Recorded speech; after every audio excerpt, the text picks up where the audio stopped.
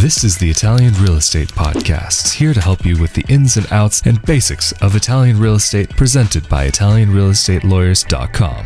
Hello there, and welcome to another episode of the Italian Real Estate Podcast, presented by ItalianRealEstateLawyers.com. Of course, we are back here again with Italian attorney Marco Permunian. How are you doing today? Good, how are you? I'm doing great, thank you. Glad to hear that you're doing well. And in this episode, we wanted to do a companion episode to an article that recently appeared on the Italian Real Estate Lawyers website called "What are the most expensive locations to buy a property in Italy in 2022?" It is, of course, 2023 now, but we will be referring to some of this information from last year just because it's still quite early in the year when we are recording this. But also, there's a reference to an Idealista article, which gives a bit of an idea of some of the numbers and everything involved with these places. But we didn't necessarily want to talk about specifically the top locations, but some of the most expensive places in Italy, and go into a little bit of what can be found. But I know, Marco, you have some very strong opinions on some of these locations, whether they even should be worthwhile considering or not. So, I'm going to let you start out where you would like to start with this one. I believe you had some pretty strong opinions about Forte dei Marmi, but I don't know if that's where you want to start off with this episode. Yes, the article that we referenced in our own article is an Idealista article, which basically says which one is the most expensive location where to buy properties in Italy. And according to Idealista, that is Forte dei Marmi, and I do believe that's accurate information. Forte dei Marmi is probably now the most expensive location in Italy where to buy properties. Now, I've been there several times, and you said, I have a very strong opinion about it. Don't get me wrong, it's a beautiful location on the seaside, so on the western coast of Italy. It's in Tuscany, a beautiful region. Now, would I personally buy a property in Forte dei Marmi? Probably not. I can explain why. I would choose another location where to buy a property for the same price, because I believe that Forte dei Marmi is a little bit overrated. Like I said, it's a beautiful location. It's on the Mediterranean Sea. It's just that it's like a location where you just buy a property for the status. So just to say I have a property there because it's knowingly a luxury location. And say you're walking through Forte dei Marmi, you can easily see Ferraris or Lamborghinis driving in the streets. So it's a location where there are luxury homes, hotels, and restaurants. But the location per se, it's not, in my opinion, the most beautiful location in Italy. Also, the sea, which is a very nice sea with very clear water, it's not the best sea that you can find in Italy. The best, there are, of course, several places that and we could talk about this for hours, where the water is really nice in Italy. And in my opinion, the top places for that are Puglia and Sardinia, followed by Sicily. But Forte dei Marmi doesn't really have the nicest sea, and given that it's a sea location,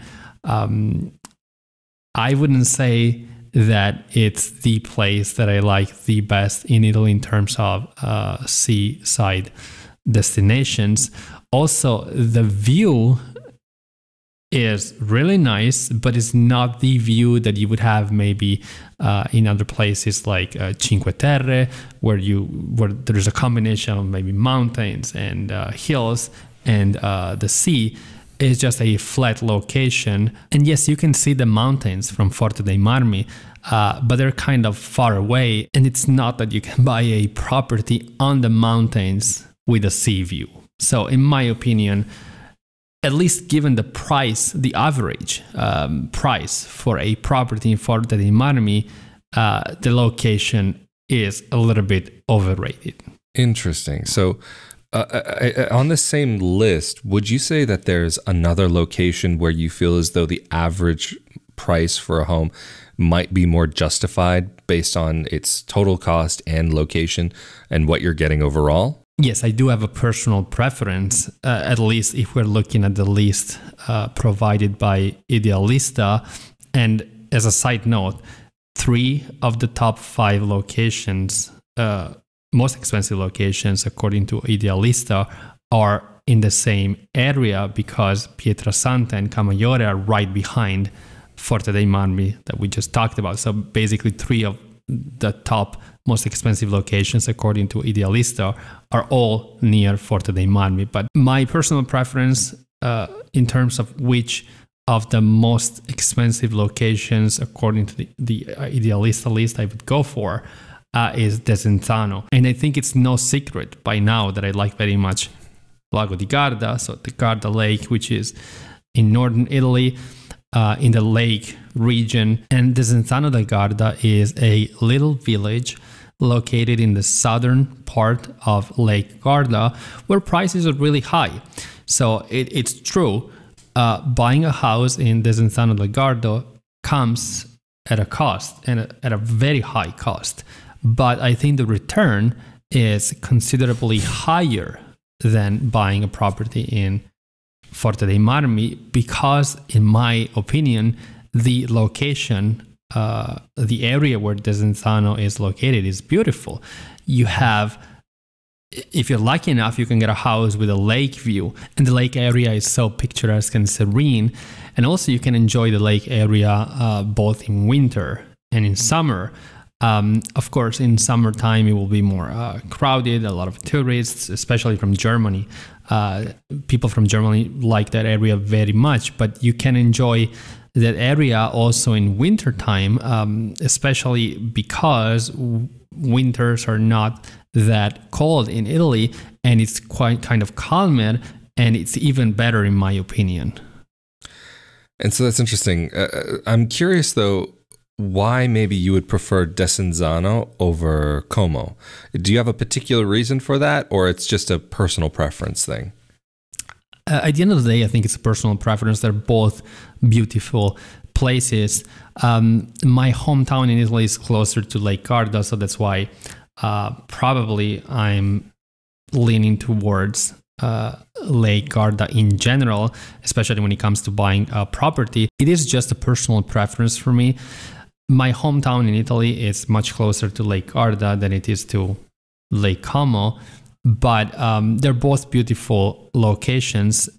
I do believe Lake Como is a little bit overrated, especially because it's a destination liked by celebrities, especially American celebrities. So because of that, I think prices went up more than they should have been. And even if the average price of a property in Como is lower, according to the Idealista list, of the average price of a property in Desenzano del Garda, I believe that those super high prices for luxury properties that I've seen in Lake Como are excessive, and are due to the fact that it's a destination that is very much liked by American celebrities. Also, and this is my personal opinion, I believe that the Lake Garda per se, it's a better looking location. It's a bigger lake, so there are many more villages that you can see, and there is considerable difference between the east side and the west side of the lake. And this difference makes the lake so beautiful, and it just gives it, in my opinion, something more than Lake Como doesn't have. Yeah, I can see what you're saying. And then also, I know for me, one thing that I wasn't so crazy about when I was in Lake Como years ago was that it seemed to get a lot of smog from Milan. Maybe I was mistaken, but it just, the air quality there didn't quite feel as fresh as the area around the Lake Garda area. And then also Lake Garda is huge. It's in 3 different regions of Italy, three different because it's in the Veneto, also Lombardy, and then Trentino. it's really amazing. And even that because it's in these different areas, even if you go up to the north, like then you start hearing little bits of German not from German tourists, but people who are actually born and raised in Italy. And the architecture as well starts changing. And there's all of these different locations that you can find along there. But it's, I would agree with you that there is this kind of inflated pricing that sometimes, maybe not necessarily in the city of Como, but like the areas around the river, or not the river, but the lake itself, do get very high in price, which is very surprising. I mean, it's a beautiful location nonetheless. I mean, I've mentioned this in previous episodes before, that part of Star Wars Episode 2 was recorded there. I mean, it really is a beautiful place. Like everything that, if you watch Star Wars Episode 2 and you see when they're talking about the lake country in Naboo, it's actually the lake country of Italy. I mean, there's other parts of Naboo that were recorded in Spain, but it gives you an idea, at least the lake country, of what you could experience in Lake Como. Both are absolutely gorgeous. I have to respond to this because I know you're a huge fan of Star Wars, but I have to say that 007, one of the last movies, was filmed in Lake Garda. Are you trying to say that that 007 trumps Star Wars? These are fighting words, my dude. I know. We can leave that for another episode. I think that might be a safer idea. But also, the thing is here, I was very surprised to see some of the locations, such as Jesolo, Rimini, Trento. Trento, of course, is going to be one of the more expensive places in the country. But something that I was very surprised by was that Milan and Florence weren't, and Bologna actually weren't higher on the list, because those are some pretty major cities in the country that a lot of people want to live in or want to work in and want to own property or even speculate on property there. So do you have an opinion as to why maybe these places aren't higher on the list than what they are? When I saw the list, I found it strange too that cities like Milan, Florence, Rome, or Venice, which are probably some of the most known cities in Italy, especially in America, were not higher in the list. And I was very surprised when I saw the list, but I think that has to do with the fact that we're talking about larger cities, and this article was referencing the average price for a property. And of course, it's easier for the average price for a property to be higher in a smaller place compared to a bigger city like Milan or Venice or Florence or Rome, where you can find maybe cheaper properties, but maybe in the suburbs, not in the center of the city, because we all know that, and we've said this in this channel multiple times, that properties can be very expensive in places like Rome, Venice, Florence, and Milan, especially if you're looking at properties in the very center of the city, in the historical center. We could talk about this for hours, but you could have to spend millions just to get maybe a small flat in one of these cities, if we're talking about the center, the historical center of the city. Yeah, that definitely makes sense, that because there's a wider array of types of property and much larger selection, that some of the lower end properties might drag down that average price there. So thank you. It's definitely a logical perspective there. But something that I'm curious about here is that we've spoken about before how Tuscany has a little bit of a reputation to be maybe a little bit on the higher side in comparison with some other regions in the country. But also on this list, there are a number of locations that all seem to be in Tuscany. So that would seem to definitely be very much in line with what we've said also in the past, and seem to be in line with this reputation that Tuscany has. So would you mind maybe telling us about some of these locations that are in Tuscany that made their way onto this list of top 20 locations that are most expensive in Italy? So we've said that before. There are two more locations that are very close to Forte dei Marmi, Pietrasanta and Camaiore, that are located in Tuscany. They're in the top 5 most expensive cities according to the Idealista list. But there are at least three more locations that are in Tuscany that are included in this 20 most expensive cities in Italy, which are Siena, Sesto Fiorentino, and of course, Florence. So I think that says a lot that Tuscany is indeed a very expensive place in Italy. And I think we've talked about this in other episodes. The average cost of a property in the region of Tuscany in general is in general higher than the cost of a property in other regions. And that has to do with the fact that it goes without saying Tuscany is a beautiful region, especially these villages that are located in Tuscany have a beauty that cannot even be described. You have the hills, the Tuscan hills, but you also have a very nice sea. And then these villages are famous worldwide. I'm thinking about Volterra, San Gimignano, Montecatini Terme, and I could go on for probably hours. And in Tuscany, I think there is this combination of seaside, thermal water, hot springs, sea, and beautiful landscapes that makes it very attractive, especially for foreign buyers.